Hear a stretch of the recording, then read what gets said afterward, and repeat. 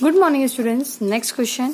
From the circuit given below, JEE Mains 2026 का ही question है. From the circuit given below, the capacitance between the terminals A and B shown in the circuit is what? C1 is equals to C2 is equals to C3 1 microfarad है और C4 की value है 2 microfarad.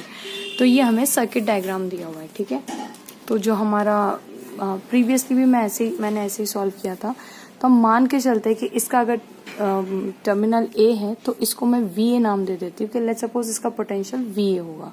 तो क्योंकि यहाँ पे कोई resistance या कुछ है तो नहीं, तो ये भी वी ए यहाँ से यानी ये भी कितना हो जाएगा वी ए. बिकॉज कोई पोटेंशियल खाने वाला ही नहीं, कोई रेजिस्टर कहीं जगह ड्रॉप तो होगा नहीं, तो ये वायर से सेम यहाँ तक चला जाएगा.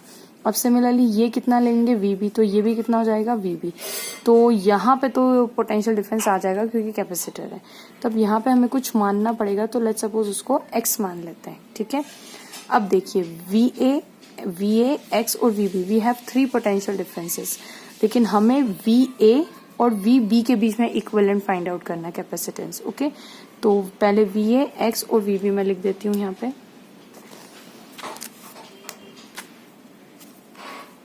देखिए V A X and V B. अब वी और एक्स के बीच में एक कैपेसिटेंस है. देखिए यहाँ पे वी ए और एक्स, ये वाला, इसके बीच में कैपेसिटेंस. ठीक है, ये लगा दिया मैंने. फिर देखिए ये भी एक्स और वी ए, ये भी वी और एक्स के बीच में एक और कैपेसिटेंस है C2, यानी C1 और C2 किसके बीच में, वी और एक्स के बीच में. तो चलिए यहाँ पे रख देते हैं हम लोग वी ए, ये C1 और यहाँ पे आ गया C2. ये भी किसके बीच में है, वी ए और एक्स के बीच में. फाइन. अब नेक्स्ट आते हैं V A and V B के बीच में एक कैपेसिटेंस है. वी ए और वी बी के बीच में कौन है, C3 है.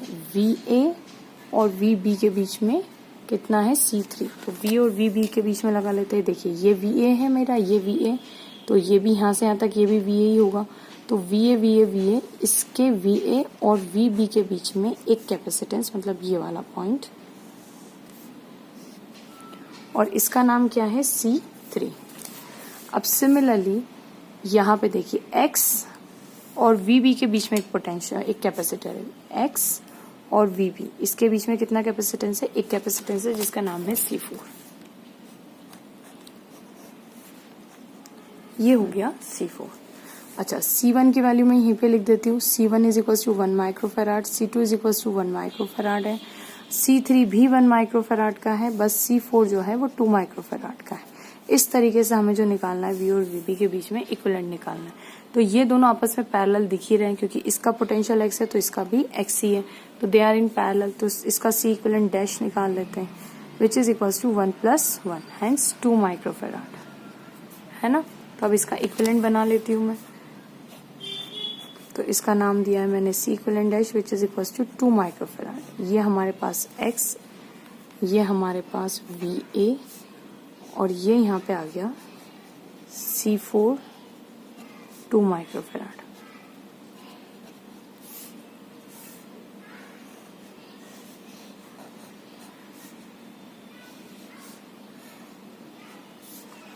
और ये आ गया C3 is equal to 1 microfarad. Correct. अब आप देख सकते हैं कि ये दोनों जो है, मतलब ये सिंगल ही तो तार है. ठीक है, तो ये दोनों आपस में कैसे हो गए, सीरीज में हो गए. तो और ये वी ए, तो यहाँ पे भी कितना आ जाएगा, वी बी, क्योंकि सेम है ना, वी बी. अब पहले इन दोनों को सॉल्व कर लेते. तो ये क्योंकि सीरीज में आपस में, तो हम इसको 1/C इक्विवेलेंट डबल डैश नाम दे देते हैं. ठीक है, which is equals to 1/2 microfarad plus 1/2 microfarad which is equals to 2/2 which is equals to 1 microfarad. तो अगर आप इसको रिवर्स भी करेंगे तो C equivalent dash will be equals to 1 microfarad. ठीक है, तो इसका इक्विवेलेंट बना लेते हैं. तो इसका इक्विवेलेंट कितना आ जाएगा, C equivalent double dash which is equals to 1 microfarad. Hence ये और ये आया, ये हमारा वी ए, ये हमारा वी बी, और यहाँ पे जो था हमारा था C3 which is equals to 1 microfarad.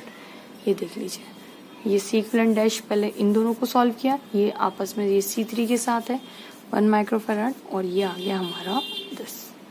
अब ये भी वी ए बी और ये भी वी और ये भी वी बी.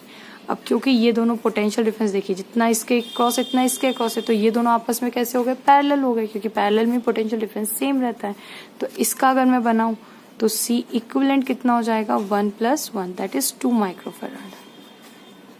ओके, तो इन दोनों को मर्ज करके हमारे पास एक आया C equivalent which is equals to 2 microfarad. तो यहाँ पे मैं VA लिख दूं, यहाँ पे मैं V भी लिख दूं। Hence the equivalent EMF between A and B is 2 microfarad. तो ऑप्शंस देख लेते हैं हमारे पास।